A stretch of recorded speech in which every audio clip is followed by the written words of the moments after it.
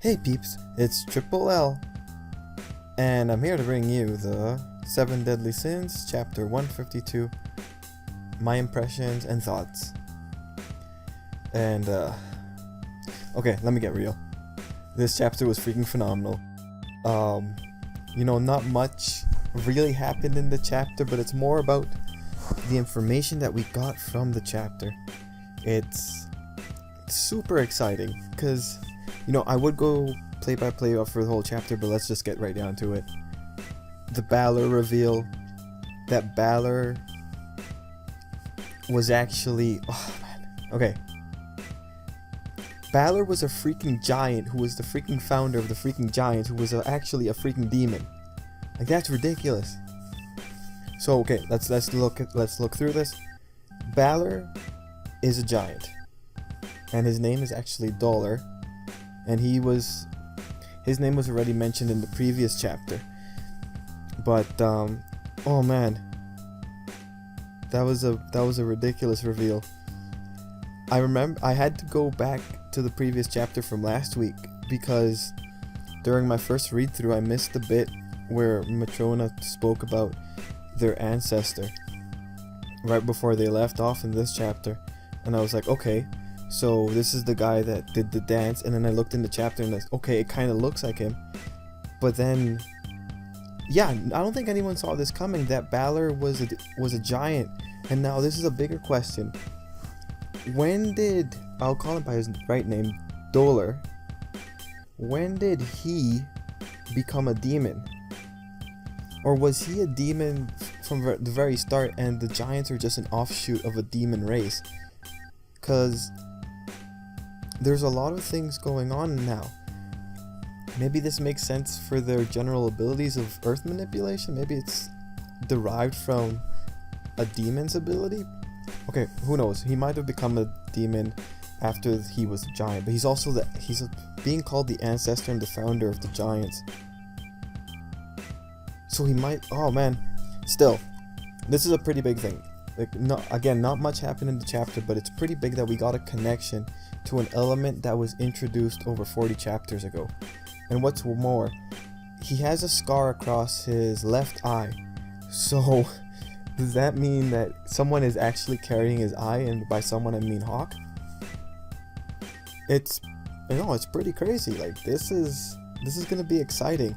Personally, I felt revealing Doler to be the god and the ancestor and the founder of the giants a page before we find out who the character was a bit convenient, bit fast, bit cheap, but I'll give it credit. Like, we did know the name, we did know the term from the last chapter, and we had the Balor foreshadowing from way back when. It's incredible that the connection was established between what we thought was going to be a demon. Well, I guess he is still a demon, it's just he produced giants. Okay, so that aside, it was a phenomenal chapter just because of the connection and because of just came out of left field. Who would have thought Balor had a second name and was like someone else? But okay. At the beginning, let's just talk more things that happened at the beginning. We got the cover page. It was amusing. I'm not gonna lie, I really thought it was funny. But then at the beginning we explore Matrona's character a bit more, and we just see how kind and nice she is to these children that aren't hers, of course. But it's nice to see that she's kind of softened up a bit after being saved by this family. And it's nice to see the bond between her and these kids. And then after that, we get to see more of Diane's training, and it's pretty impressive. So it's, when we first found out that Diane was going to be practicing the dance, as Matrona told her, and that she wouldn't be doing combat anymore, I saw that, okay, chances are that dance is still going to be something that's going to benefit Diane's abilities in the long run, and that seems to be what we're getting, especially now that we know that it's a dance that the progenitor of the Giants race did as well. But we get a better sense, and we get this much more vivid imagery of what this dance can accomplish, and it's more like the dance allows Diane to tap into the flow of the world, the nature of the world, like all the animals. She gets this incredible sense of awareness by tapping into the planet. And it gets really trippy at the end because we've been having this imagery of the world forming a circle or cycling around itself, warping around itself. And we had that imagery in the previous chapter, and we get it again, and it's like, it looks like this time it was just a vision of a giant wave of land actually about to hit Diane, but Matrona just dismisses it as it being her being hungry, which is funny, but I think it's a pretty good foreshadowing of what Diane can accomplish, because we've known that Diane in particular is really gifted when it comes to the basic earth manipulation that all the other giants can do. I'm pretty excited to see where this power is going to go, especially if we're going to come into conflict with freaking Doler, the freaking progenitor of the freaking giant race. Like, oh man. But anyway, Diane's training is just really impressive. Like, I really like the art in those scenes as well.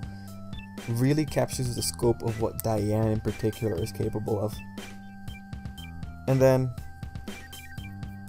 at some point before Matrona went to find the kids went off to get fish because Diane hasn't eaten in so long. Matrona let them do it because, you know, they're in a time of peace. You wouldn't have expected them to get hurt. And then we run into trouble, and we find out that the kids were attacked by I think it was a demon bird. But this particular exchange with it showed a bit more of Matrona, because Matrona was a giant warrior who was very brutal, and that showed in the way she destroyed that demon. She decapitated it, or just ripped off its upper half with a rock, by doing a rock casing, I think it was. And this in particular is just to show that even though she might have softened a bit towards others, she still has that brutal nature inside of her, because that was a pretty graphic takedown. And I'm just generally interested in where Matrona stands in terms of power levels, because she was strong enough to get Diane away from the 2 commandments before. And it's just going to be really interesting to see where she measures up, because she seems to be an ace in the hole for the giants. Anyway, the bird killing was brutal, and thanks to that, Matrona and Diane have a motivation to go to the fighting festival, that being wishes will be granted. Personally, I feel it's a bit contrived. I know they have to get there somehow, but I think they could go get a doctor. Why would a wish? It doesn't matter. They're going there now. I just felt that was a bit of a weaker section. Actually, you know what? Looking at it, that whole last part, those last 4 pages, are kind of a weaker section for how they set things up. But given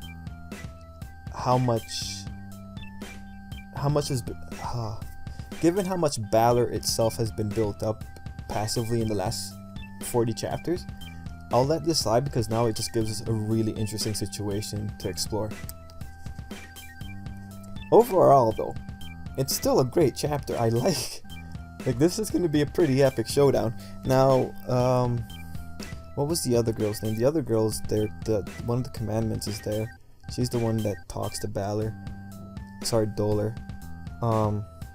Yeah, they know that strong people are coming their way, so we'll have to see how this works out. And we know Diane's going over with her warhammer, so that's gonna be good. Maybe the other Sins are gonna meet up there, and maybe we'll have like a nice reunion.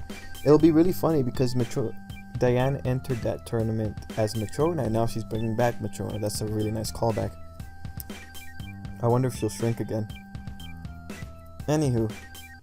Oh, there was one thing.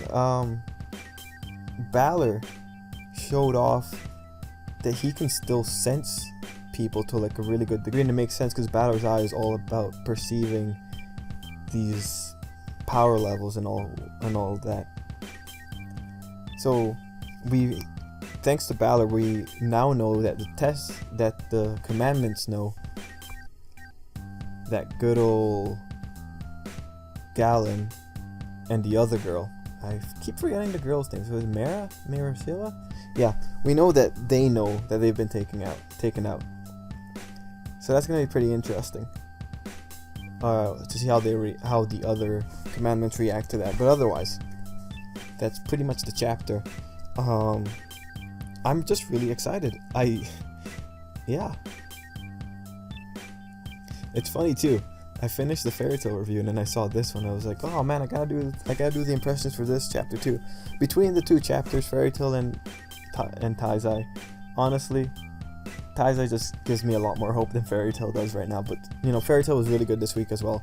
But Taizai kind of just wins out because of the reveal at the end. It's really just the reveal at the end.